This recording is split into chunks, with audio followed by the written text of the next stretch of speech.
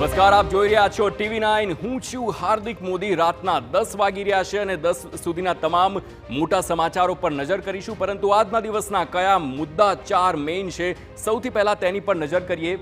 નારી શક્તિની જીત થઈ છે પેરિસ ઓલિમ્પિકમાં। આપે જોયું કે આજે મનુ ભાકરે ભારતનું ખાતું ખોલ્યું છે, બ્રોન્ઝ મેડલ જીતીને ભારતનું નામ તેણે રોશન કર્યું છે।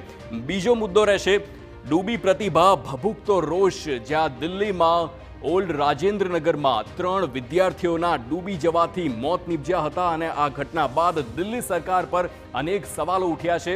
હવે ત્રીજા મુદ્દાની વાત કરીએ, સટ્ટાનું નેટવર્ક। અબજોના સટ્ટા, ક્રિકેટ સટ્ટાના પર્દાફાશ થયો છે। આ આંતરરાષ્ટ્રીય ક્રિકેટ સટ્ટો હતો અને ત્યારબાદ એક વ્યક્તિની ધરપકડ કરવામાં આવી છે। કોણ છે તે વ્યક્તિ, તેની પણ વાત કરીએ। હવે ચોથા મુદ્દાની વાત કરીએ, જ્યાં સંસદમાં ગુંજશે તારાજીનો મુદ્દો।